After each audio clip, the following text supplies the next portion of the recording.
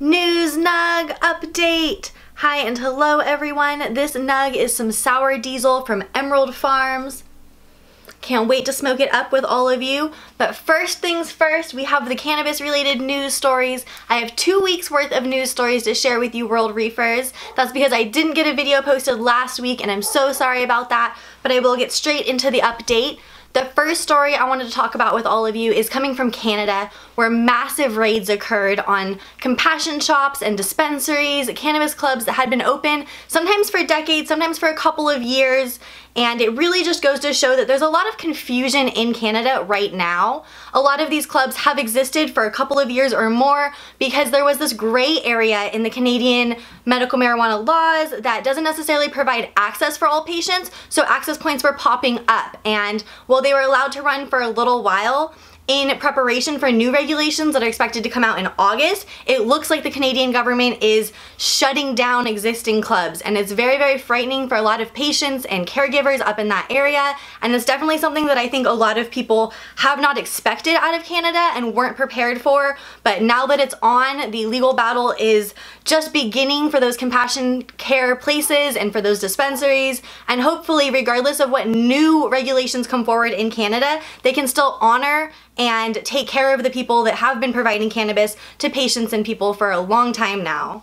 The next story I wanted to bring to all of you is from Pennsylvania, where medical marijuana laws have passed and the wheel is turning to actually get access for patients, but the first patients that are going to get access in Pennsylvania will be minors and children. And they're actually working on some legislation right now that will allow caregivers to access the plant from other states and bring it into Pennsylvania. This is pretty risky because a lot of other states that do allow medical marijuana forbid transporting it and taking it out of state. So you'd be breaking their state law, but you would be covered by Pennsylvania law, according to some of these proposed ideas. It also really doesn't provide the access that patients need. They need to be able to get it in state. It's a lot better than having to move your entire family out of the area just to provide medical access for one member of the family, but really it's not the end point and it's not enough. So it's a little bit of progress in Pennsylvania, but definitely more needs to be done. The third story from 2 weeks ago that I wanted to bring to all of you is out of Oregon, where a lot of people were celebrating that now there are recreational access points for edibles and concentrates, but the edibles point really stood out to me. They're actually limiting the strength of edibles in recreational shops. Ultimately, the edibles can contain up to 50 milligrams per package, and right now the doses can be 15 milligrams per serving, but they really want to bring it down to 5 milligrams per serving. I am a little confused about this. When it comes to legal access for adults, is this what you guys consider free and fair? A really capped edible limit of milligrams? And then what do you guys use for your own personal experience? Do you prefer to have low dose edibles, 5, 10, 15 milligrams? Or do you prefer 50 and 100 milligrams? And regardless of what you prefer, do you really think laws should regulate what you have access to? Or do you think there should be a full market of all of those different points?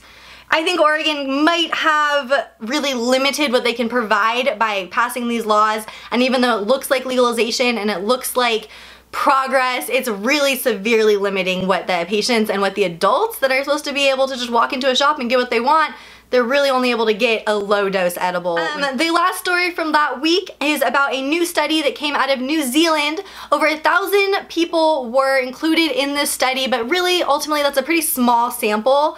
It did look at non-smokers, tobacco smokers, and marijuana smokers throughout the course of their life and try to determine what health risks these three populations might see. I thought it was really interesting. The one major health risk that did pop up for cannabis smokers above tobacco or non-smokers at all, and I definitely encourage you guys to go and check out all of these stories, but this one in particular by clicking the links down below. I don't want to give away what that one health risk was, but you might have seen it in some other headlines, and it really wasn't what I think a lot of people expected or may have heard of before. So really a good study, not huge, but definitely cool to read and interesting to share. Monday through Thursday, the 6th through the 9th of June, I was sharing hemp-related NewsNug stories, and that's because it's Hemp History Week. I hope that you saw some signs out in your grocery stores or your natural product markets. I did see some around my area in Santa Cruz and in Oakland and Berkeley. It was really cool to see Hemp History Week take off from being an online platform about education to really in person and showing products and actually showing the history as you're out shopping and doing your daily activities.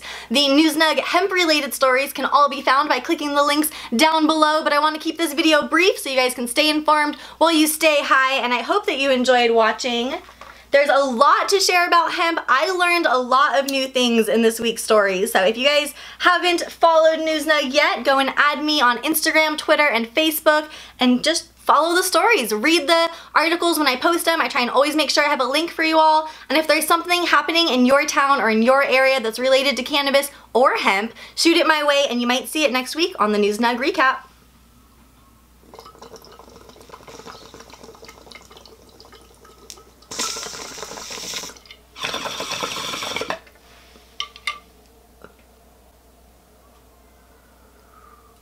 And if you want to come smoke some sour diesel from Emerald Farms, you can pick it up on Saturday, June 11th when I'm bud tending there, noon to 7:30. See you all later, World Reefers!